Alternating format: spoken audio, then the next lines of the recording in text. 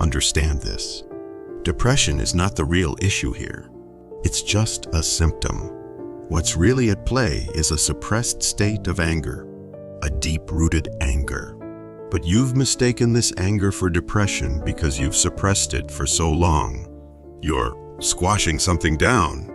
Your anger, when you pile it up, accumulates it over time, and eventually it morphs into sadness. It becomes your depression. This suppressed anger, it might not be directed at anyone specific. It is a deep-rooted resentment. The point is, it's boiling inside you. You were told to be nice and smiling since childhood, right? But were those smiles genuine? No. All this while, a storm of anger was simmering underneath. You've been sitting on it, hence the depression. See, depression is like fighting ghosts. It's the anger that's real. Focus on why you're feeling so suppressed. What has got you so worked up? Probe and question your emotions, and you'll see the anger that's been festering for years. Now here's a thought. Let it out. When was the last time you felt alive after unleashing your anger? There's something liberating about it. Your so-called depression will vanish with the outburst. Allow it to outburst. It will release the energy of your anger. It is just like a pressure cooker. When the lid is still on, you are suffering from the intensity. Now open up the lid and release the pressure, and the depression will be all gone. It's important to recognize that societal norms and expectations have played a significant role in suppressing anger. From an early age, we are made to don different masks, concealing our true selves from the world. Why is that? Because society might not be ready to accept who we really are. This conditioning isn't exclusive to you. It's a global phenomenon influenced by the so-called moral standards set by authority figures. Consider how paradoxical the messages we receive as children can be. For example, when you showed anger as a child, were you not reprimanded? The very people, perhaps parents or teachers, who told you that showing anger is wrong, displayed anger towards you when you didn't comply. Their anger instilled fear, but you couldn't retaliate. Reciprocating with anger was out of the question, because then you would be labeled as bad or defiant. There's a twisted sense of morality, ingrained by religion, educational institutions, and society at large, that prohibits us from being natural, from expressing genuine emotions. This leads us to an interesting observation.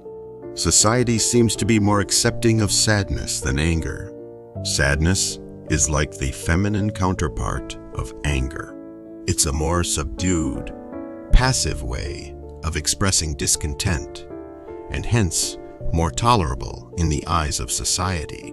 What about the instances where a child faces abuse? Imagine a child being hit or verbally attacked by a parent. This child isn't allowed to retaliate, to display anger, or even to cry.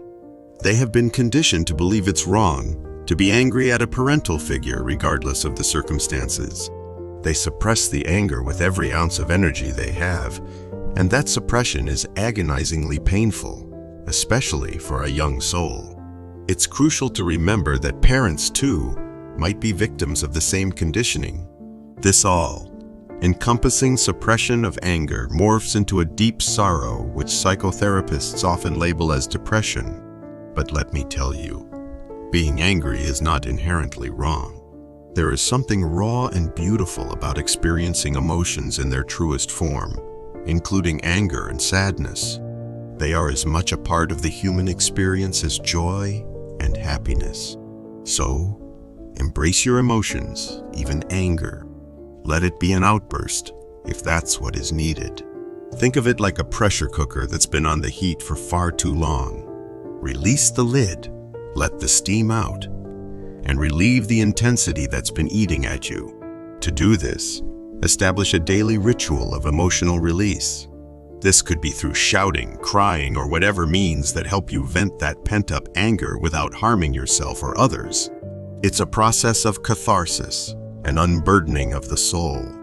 And as you free yourself from the chains of suppressed anger, you'll find something magical happening. Your smile will become genuine, your laughter unforced. You'll experience the euphoria of being true to yourself.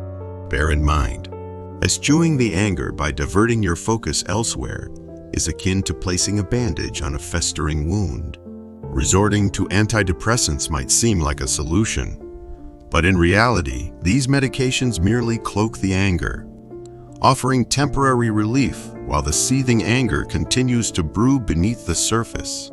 It's also worth noting that oftentimes, psychologists might find themselves at a loss in tackling this issue, as they too grapple with their own inner turmoil.